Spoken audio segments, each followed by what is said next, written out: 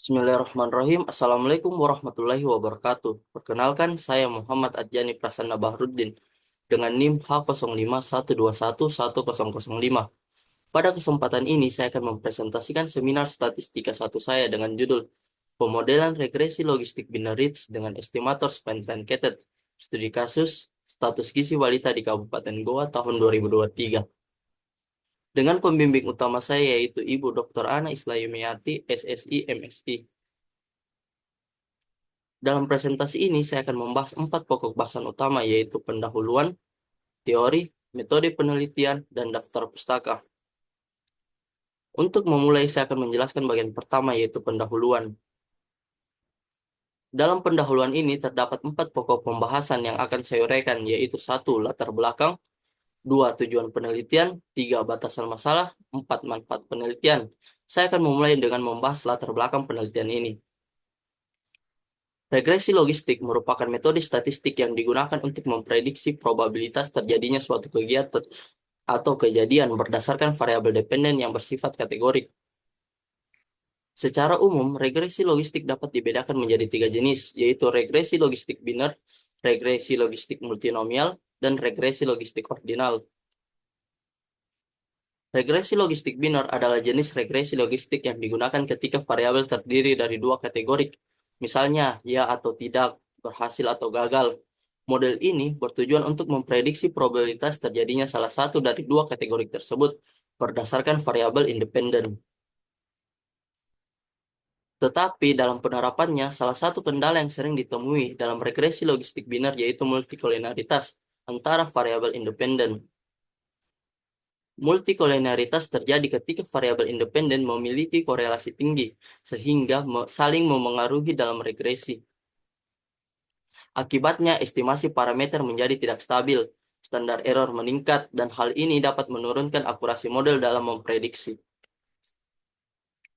Salah satu cara untuk mengatasi multikolinaritas dalam regresi logistik biner adalah dengan menggunakan pendekatan regularisasi Ritz. Menurut Sahari dan kawan-kawan pada tahun 2014 serta Putra dan Ratnasari pada tahun 2015, pendekatan ini menambahkan penalti pada nilai koefisien regresi untuk mengurangi estimasi yang berlebihan sehingga menghasilkan model yang lebih stabil dan mampu memprediksi dengan konsisten. Selanjutnya, untuk mengoptimalkan regresi logistik biner Ritz, salah satu metode yang dapat digunakan adalah Spend Truncated. Karena metode ini memungkinkan kita untuk menangani kompleksitas dalam hubungan antara variabel independen dan variabel dependen. Menurut Nendi dan Widodo 2020, metode ini juga mampu mengurangi mean square error atau MSE serta meningkatkan akurasi model secara signifikan. Dani dan Ardrianingsi 2022 mengatakan metode ini efektif dalam memodelkan data nonlinear dengan nilai R-square yang tinggi. Maka dari itu, kombinasi regularisasi Ritz dan Spend Truncated dalam regresi logistik biner dipandang efektif untuk menangani data yang kompleks, seperti yang terdapat pada masalah status gizi balita. Status gizi balita adalah indikator utama yang menilai kualitas kesehatan balita, sementara gizi buruk adalah kondisi kurang gizi yang mempengaruhi kesehatan anak atau balita. Beberapa contoh dari gizi buruk yang sering ditemui pada balita antara lain stunting dan wasting. Kedua kondisi ini memiliki dampak jangka panjang yang serius terhadap pertumbuhan fisik dan kecerdasan anak, seperti gangguan perkembangan otak, sistem imunisasi melemah, dan peningkatan angka kematian. Menurut SGI pada tahun 2023, prevalensi stunting di Kabupaten Goa tercatat 21,5%. Angka ini menunjukkan bahwa tingkat gizi buruk di Kabupaten Goa masih tergolong tinggi yang menjadi perhatian serius bagi upaya peningkatan kualitas kesehatan dan gizi balita di wilayah tersebut. Sebagai dasar dalam penelitian ini digunakan beberapa penelitian terdahulu, seperti penelitian oleh Islamiati dan kawan-kawan pada tahun 2023 menggunakan model regresi logistik plan biner untuk menganalisis data status gizi anak di Kabupaten Baru, Sulawesi Selatan mencapai akurasi klasifikasi sebesar 87,5%. Penelitian oleh Putra dan Ratnasari pada tahun 2015 menggunakan regresi logistik Ritz untuk memodelkan indeks pembangunan manusia IPM di Jawa Timur mencapai akurasi 97,37%, serta penelitian oleh Arifin dan kawan-kawan pada tahun 2023 menerapkan model regresi logistik ordinal spline pada data gizi balita di Kabupaten Goa berhasil menjelaskan gizi balita dengan akurasi 92,25%.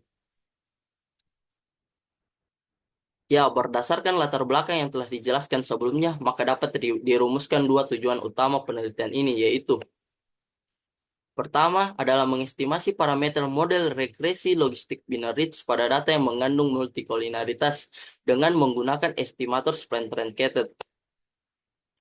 Dan yang kedua adalah memodelkan hubungan antara status gizi balita dengan faktor-faktor yang mempengaruhinya. Di Kabupaten Goa pada tahun 2023 menggunakan regresi logistik binary ridge dengan estimator spline truncated. Adapun batasan masalah pada penelitian ini yaitu memodelkan spline truncated dalam regresi logistik binary ridge hanya dibatasi pada orde 1 linear dan orde 2 kuadratik. Metode penaksiran parameter yang digunakan adalah Maximum Likelihood Estimation atau MLE, serta pemilihan titik node optimal yang dilakukan hanya sampai 2 titik node yang dipilih berdasarkan metode Generalized Cross Validation yang terkecil. Adapun penelitian ini diharapkan bermanfaat untuk pertama, memberikan wawasan mengenai faktor-faktor yang mempengaruhi status gizi balita di Kabupaten Goa. Dan yang kedua adalah sebagai sumber pengetahuan terkait metode regresi logistik binary ridge dengan estimator spline truncated serta menjadi rujukan penelitian selanjutnya. Selanjutnya kita akan membahas pokok bahasan kedua yaitu teori. Pokok pembahasan ini terdiri dari 10 bagian yaitu 1. Multikolinaritas, 2. Regresi logistik biner, 3. Maximum Likelihood Estimation atau MLE, 4. Regresi logistik binary ridge, 5. Pengujian signifikansi parameter, 6. Regresi non-parametrik, 7. Estimator spline truncated, 8. Pemilihan titik node optimal, 9. Ketepatan klasifikasi model, dan 10. Status gizi balita. Selanjutnya kita akan membahas pokok pembahasan ketiga yaitu metode penelitian.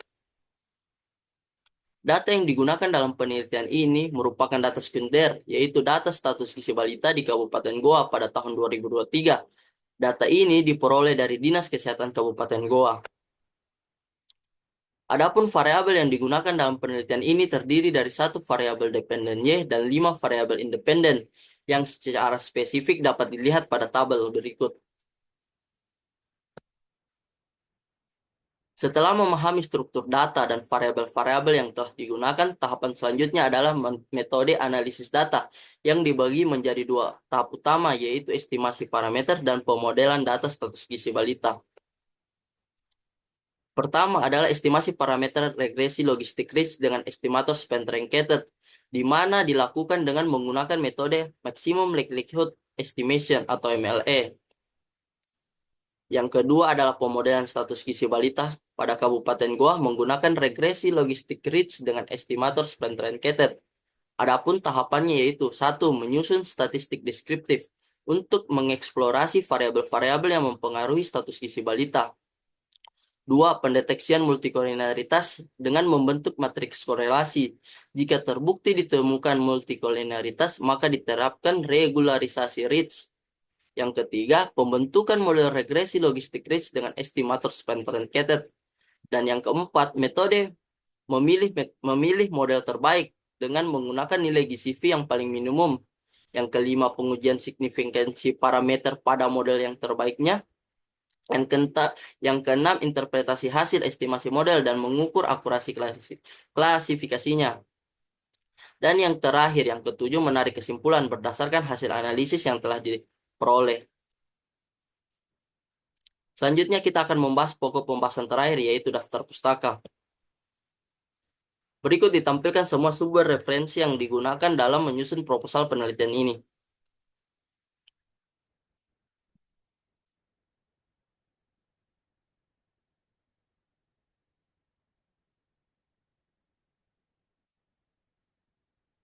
Baiklah, demikian presentasi dari saya. Terima kasih atas kesempatan yang diberikan. Wassalamualaikum warahmatullahi wabarakatuh.